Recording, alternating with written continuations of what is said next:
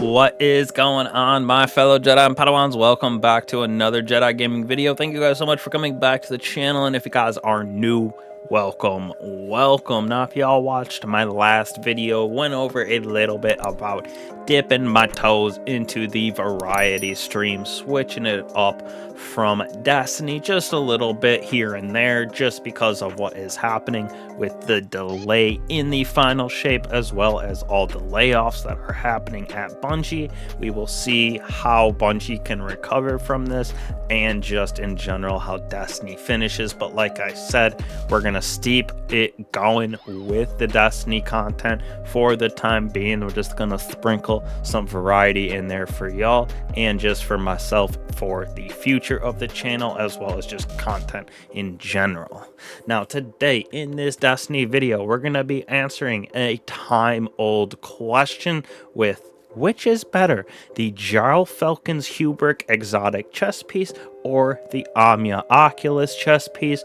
Both pair with the Void subclass on our hunter, giving us some crazy end game ability for both of these. They just have different uses in my personal opinion, so it depends on your play style as well as your team comp. But we're gonna go over everything with these exotics and their exotic perks, if you will call them that, on these chess pieces, as well as how I use them in different situations and kind of put it to rest which is better. So first on the list, however you say this, we got the Gyrfalcon's Hauberk exotic chess piece with the See Me, Feel Me exotic perk. Your void weapons grant volatile rounds after you emerge from being invisible, which is super nice inside of the PvE realm. For that ad clear, plus volatile rounds can be used to penetrate those anti-barrier shields. When you are invisible and defeat a combat with a finisher, all of your weapons gain bonus damage. So this doesn't even have to be void weapons, but pairing with the void for those volatile rounds is super nice. Now on top of that, all of your allies that you are near gain a reserve overshield and improved class generation when you use this finisher. These reserve overshields can be deployed by using our class ability, so dodge, rift, or shield, whatever the class that gets that reserve overshield for. So this right here is definitely, in my opinion, more of an ad clear type of exotic for that end game content. You can have the ability to get those finishers to give you bonus damage, which is super nice, but you do have to be a little wary and kind of play out whatever the grandmaster that you're in for those finishers, because you can get killed out of finishers if you're taking enough damage. So it is a little tricky sometimes to get that finisher to proc, especially if your teammates aren't around you. They aren't getting the full benefits of this exotic, which I think Omnioculus is made way more for that team synergy and support, rather than this is kind of going in as that DPS ad clear hunter. So you can use your tether to get everything, use those volatile rounds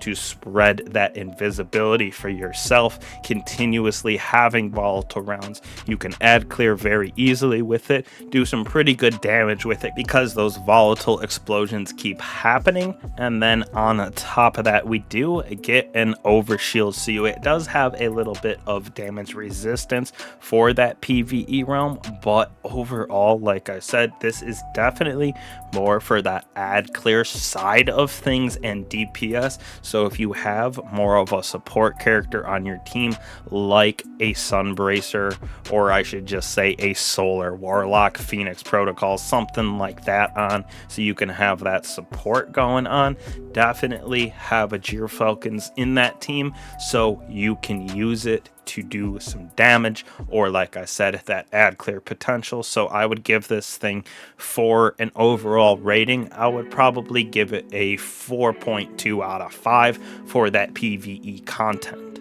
Now, on the flip side, we have the Omnioculus here. Beyond the Veil, you gain a second smoke bomb charge and have damage resistance while invisible. When you make an ally invisible, they also gain the damage resistance, and we also gain melee energy from this. So, this is why I said Omnioculus is definitely more on that support side of the endgame content, and I do think overall this is probably more useful for that GM super endgame content day one raids compared to the Gyrfalcons, which is more for that ad clear. In the right hands, it can be used just as well as Omnioculus, but I do think that ability to go invisible so often with the smoke bombs on the Omnioculus makes it the better of the two,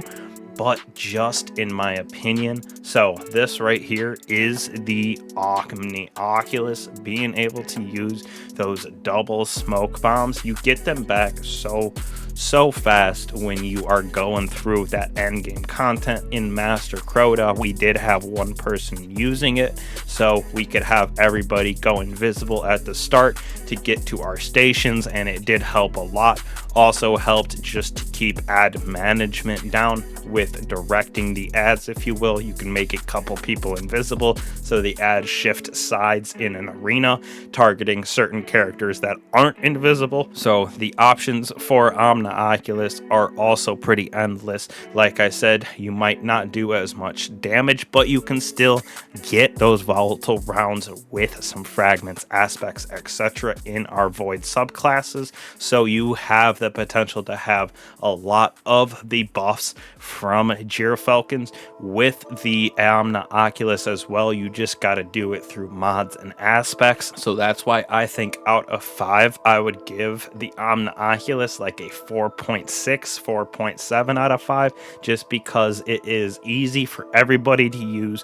You don't got to set up finishers or anything like that for that damage boost like you do on the Hauberk on that chest piece.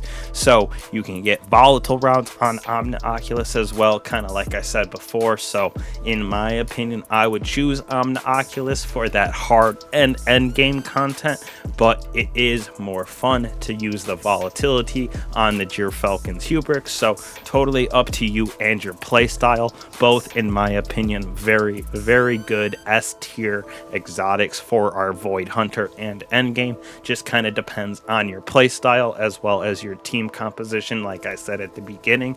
So definitely give these a try if you haven't. I personally, like I said, go on the Oculus over Gyrfalcons, even though I do think I use Gyrfalcons more just in normal content. But like I said, endgame, definitely going with Omni. So appreciate all y'all again for that support. Stay tuned for updates on the channel here, Twitter, on my socials. So make sure to keep following all of that. I appreciate all you guys. I'll catch you in the next one. Peace.